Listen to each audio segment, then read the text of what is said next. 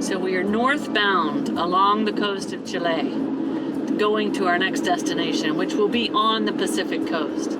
But to get there, we had to hop up into, I'm gonna call it the rolling hills of the Andes. Now, they're not nice, smooth rolling hills. These roads were surprisingly steep up and downs, even though they weren't incredibly high altitudes. It was a tough road to drive through there, but it was really pretty. We went through a lot of farming community, a lot of timber community for sure, a lot of small villages, little towns, and just very rural areas of southern Chile down here along the coast.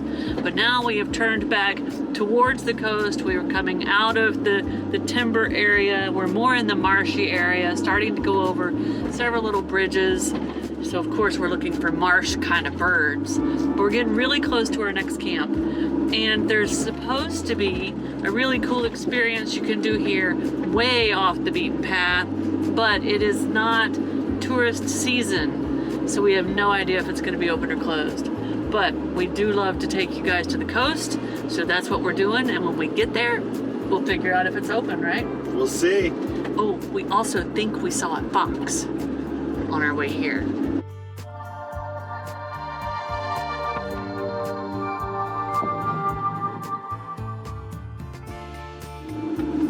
In our last video, we took you to a fishing town, maybe even a fishing small city, Lebu. In this video, we are taking you to what I expect, we have not seen it yet, but we seem to be very rural. I think we are taking you to a legitimate fishing village. Now, fingers crossed things are open, we have no idea.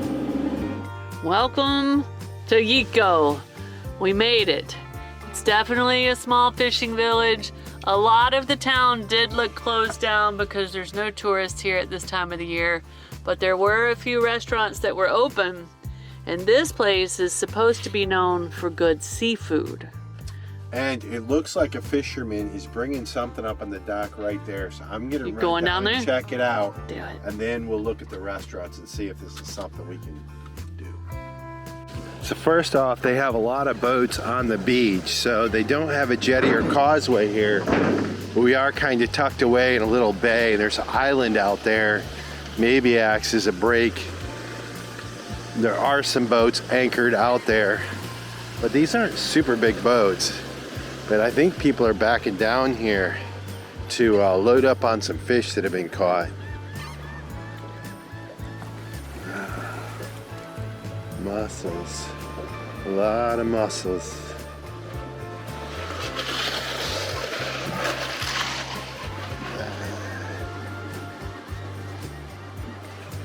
It looks like they have rubber suits and big compressors. So I'm guessing these guys dive down for these clams or mussels right here. Woo. Crab claws, and there's a fish there, but there are a lot of crab claws.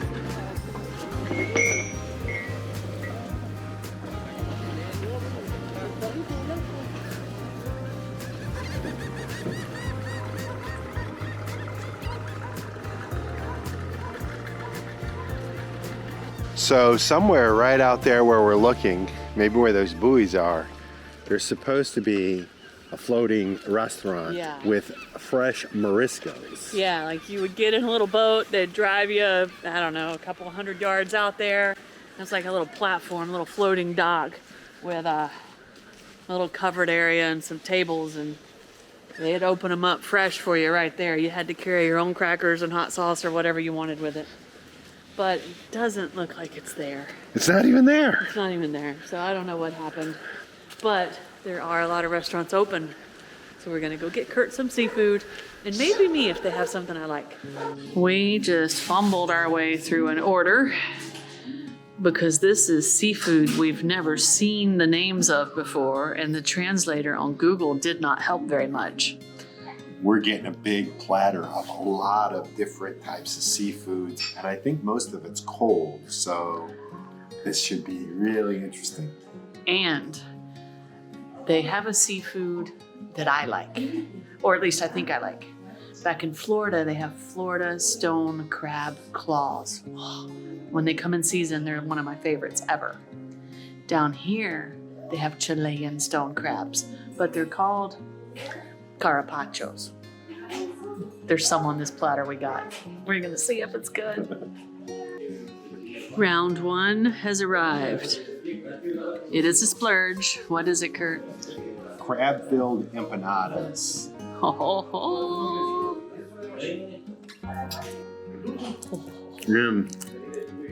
There's a good amount of cheese and crab in there.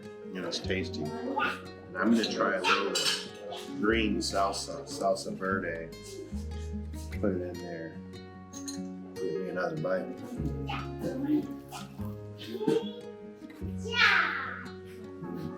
Delicious. That is a big chunk of stone crab claw with some cheese. And the crust is crispy and good. This is worth a splurge. These are the best empanadas we've had in Chile by Without a far. doubt.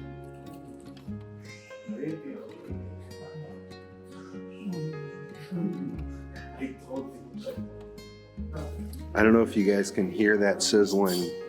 Certainly you can see it. And it's some kind of pastel. It looks like. It's like a crab stuffing with cheese on top. Oh no. Oh my God. We haven't had butter and cheese in like 2 months, so this is gonna be crazy.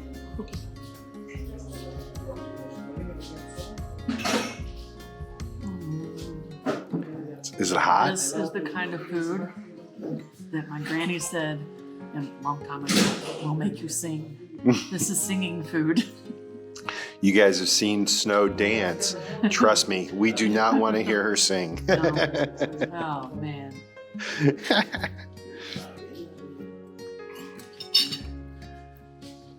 Now look at that.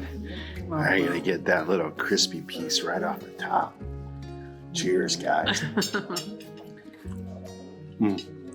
So the seafood platter just arrived, and she told me everything that was on it, but I'm not gonna get this right. But this is pescado, so fish, and these are the crab claws that Snow loves, so she's gonna get a majority of those. These are machas. They're clams that the fishermen are catching right outside. Oh, that's what I just showed them. Yeah. Okay. And this looks like a little ceviche shrimp. This is some sort of a salad. You'll have Yeah, to taste it. and that's see a what's in shrimp it. salad. That's a ceviche.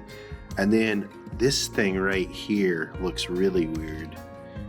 I don't know That's what that something is, but It's gotta be it's some kind sort of of clam rubbery. or It might be calamari or something. Oh, it's got the bottom thing like Yeah. it's a snail, I think. I think so. I think it might be like a conch. I saw pictures of them, like a small. I don't know snail-sized what it conch. is, but we're gonna try it all, guys. Just like the dolphin here in Chile, which is the smallest dolphin in the world. This is a stone crab claw, but it is smaller than the ones in Florida. But it still looks pretty darn good. We're going in.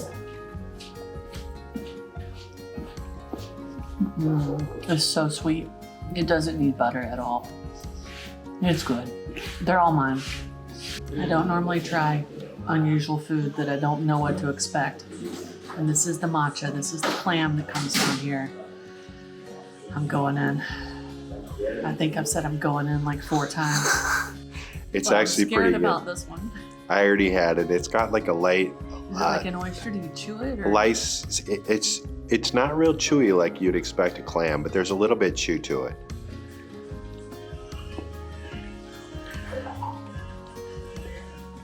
It's okay. Let's It's okay. let's see if she finishes it, guys. I'm gonna be a trooper, and I'm gonna finish the one I started, but I probably won't have another.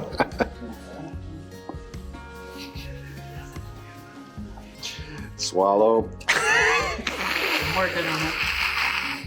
So I tried this seafood salad. It's crab and shrimp, and some onions, some cilantro, and it's really good. Very light, not too heavy. But Kurt's going in for the weird thing. I'm pretty sure this is like a snail-like creature. Yeah, I do too. I saw him on the picture. He's pretty firm. He's got some sauce. It looks like underneath here, well, I don't know. Oh, he's so brave. Oh, he's solid. It's extremely firm, but it's not near as rubbery as you'd think. So when you bite into it, it goes through clean. So not near as rubbery as like a calamari.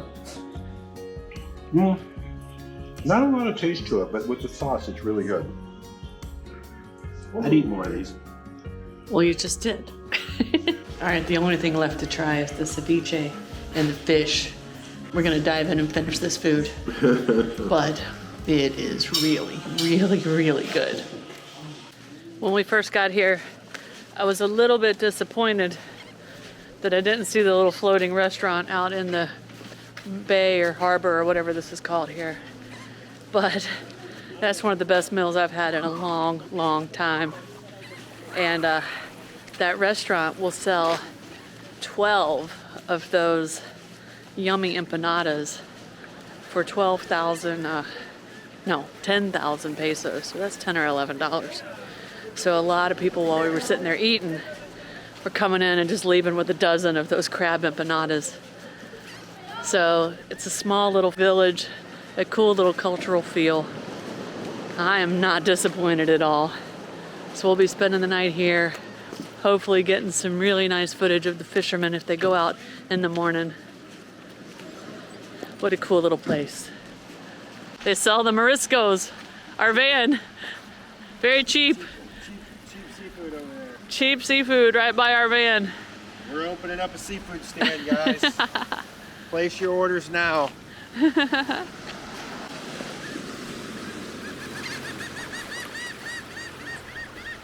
See up front here, they have a big motor, and then there's a big air tank, and they even have like special filters on the air tank.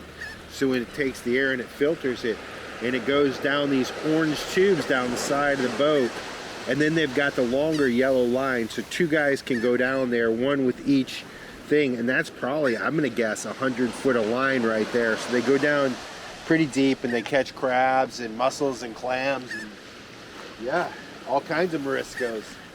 Oh, what a cool little place.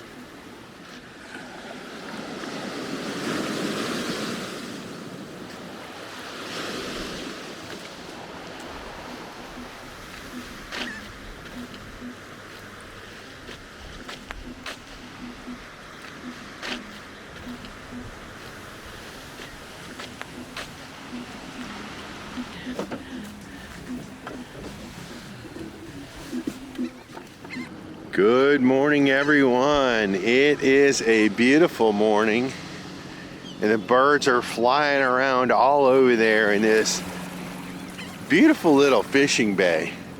Sometime this morning, all sorts of boats lined up out there. I believe they're shrimping trawls, but I don't know.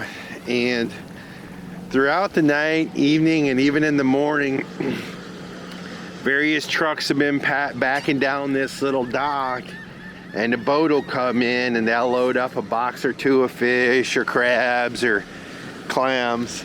So definitely a very active village and a beautiful beach. The city workers, like we've seen in a lot of these places, are out already cleaning the beaches. And we're getting ready to move on. We're gonna do a little beach bouncing here in southern Chile and just explore these little beach communities. It looks like a lot of them are gonna be fishing communities, which obviously doesn't hurt my feelings, not at all.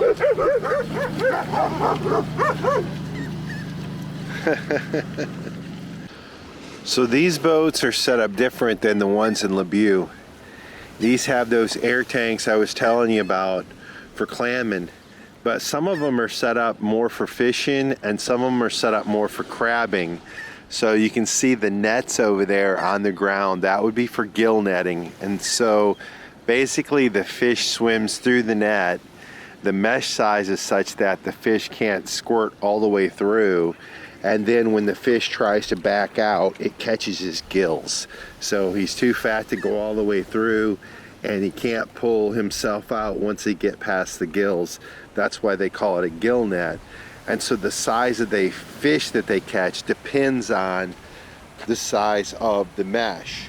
and so a small fish would squirt right through that. So I can tell by looking at this, this is pretty big mesh. So they're fishing with this net for some pretty big fish. We'll come over here and look at some of this net right here. And these are small bits of net. So these, I can't believe this is gonna catch that many fish. But all out there, I believe, I don't know, but those look like shrimp trawling boats where they have the big seining nets and they drag the nets behind the boats. And generally that's for shrimping, and I think that's what those are, Bubba Grump shrimp boats. So that would be for catching smaller fish, and then right there, that one's a little bit more intermediate. That's how they manage what kind of fish they catch. And I think I've already shown you these, but these are crab traps, and that's probably what they put down, and they'll pull those for those claws that we had the other night at the restaurant. Fascinating fishing culture.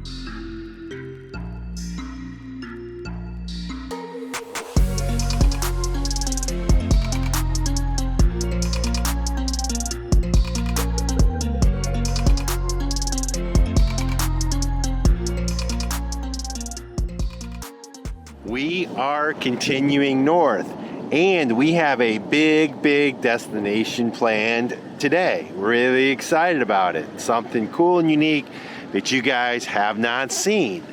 But we passed by this fishing village to get to the other one we stayed at last night, and well, we both kind of wanted to have a look at this one. The other one was so rich with fishing culture, and we already see, well, cows and also a lot of fishing boats. So let's go check it out. This is Richard has taken us down the back road, and it's a little alleyway. There's one main road through this fishing town. Oh, here's the soccer field. But we're kind of coming down the alley, and you can see all these big boats, or all these big trucks for offloading the seafood. And the rooster crows.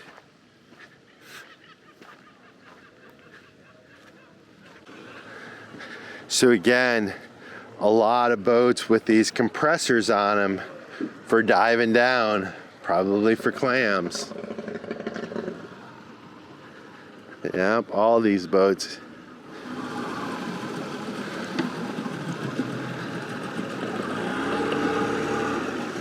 So I believe this bigger boat here, the Phoenix, I believe that's a shrimp trawl boat.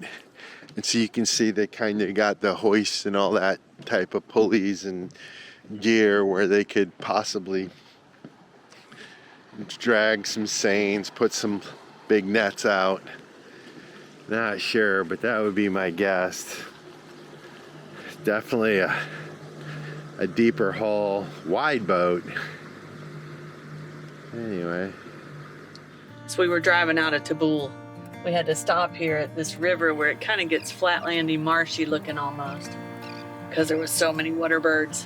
And a white-headed swan. We're so used to just seeing the really cool Chilean black-headed swan.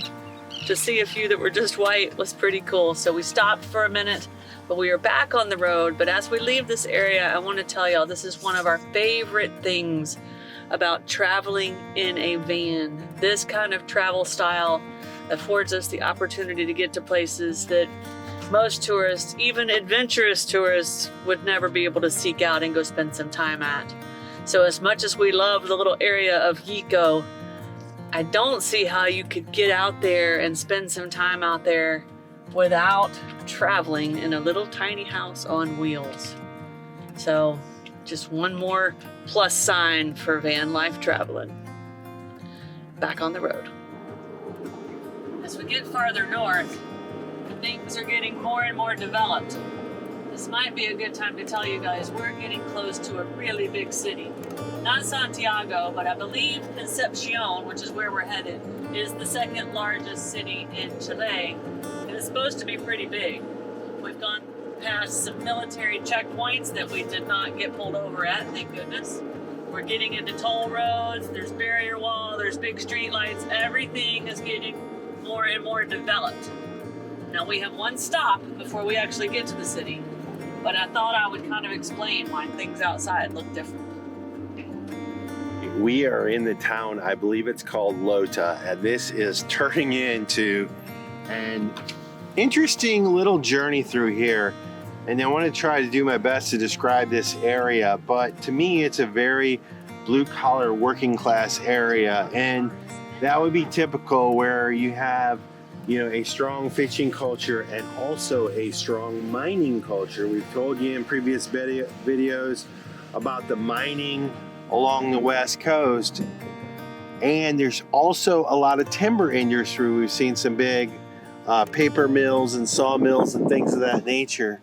But right now we're going to look for a big coal mine, Chiflón del Diablo. Chiflón del Diablo. And as I understand, this is a coal mine that goes under the ocean.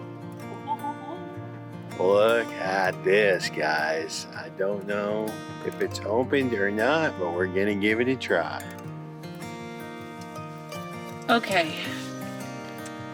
I think we'll probably encounter this more and more. Not a lot, but every once in a while we're gonna stumble up on a place that we're super excited to see. We're gonna get there and we're gonna find out that it is not suitable for me. They actually have a warning up at the ticket booth that says no one with heart conditions. And when Kurt did some talking to him and researching, it is 120 meters, so a football field and a half downstairs before you get to the elevator area that would take you farther down. So as much as I was excited and scared and nervous, but totally intrigued about going down in this coal mine that apparently goes out underneath the ocean and learning a little bit more about the history of mining here in Chile, it's not something we can do. Now I asked Kurt if he wanted to go ahead and do it. He does not. So we were super stoked about this place, guys, and I'm sorry we can't take you. We thought there might be an elevator down, and that's definitely not the case. And the problem with something like this is you're so far down there without an elevator or a quick way up, if something happens, you're just kind of stuck. So yeah, so cancel this. If you want to know more about it, Chiflón del Diablo. You can Google it. There's some videos on it, mostly in Spanish, but it looked super cool, and I'm sorry we can't take you there. You may be wondering why we're going to Concepcion. Doing a big city in a van is always hard, and unless there's something really important in that city or really cool that we want to see, we usually tend to avoid driving around in downtown huge cities. But it is time to get ready to head back to Argentina. We've got to get to Buenos Aires. There's a few places we still have left to see in Argentina. It's time for doctor's appointments. But before we can cross a border, we have to get the kitties' export papers. So it is time to go to a vet, get their health certificates, and then go to the government office and start the process of getting papers that will allow us to take our two little kitty cats out of Chile and back to Argentina. time in Chile's winding down. Yes, it is. That's why we're in Concepcion. Whew. Both kitties got their health certificates and got new flea and tick drops on their neck. And Kurt has been maneuvering all this crazy traffic because we're in a giant city. Next up, we take the health certificate to a government agency called SAG, S-A-G, and I go in there and see how that goes.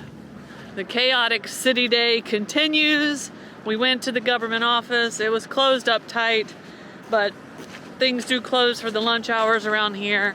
But to be honest, with all the driving and parking and carrying the cats on busy streets, we needed a break. So we've gone down the road to the mall. Kurt is gonna get him. What are you gonna get? I'm gonna get me a quarter pounder with cheese and french fries from McDonald's. He hasn't had McDonald's since Buenos Aires, guys. He's getting some McDonald's. Yeah. And I need some new shoes and new pants if I can find them. We'll see. We're gonna go in here and relax. We're gonna go to the government office in the morning and tackle that stuff tomorrow. It's probably we're gonna leave you for the night right here. We'll see you in the morning. If you like this video, be sure to subscribe to our channel and hit that notification bell so you guys know when we put out new videos. And don't forget, you can always follow us over on Instagram to see what's going on in between videos. Cheers, guys.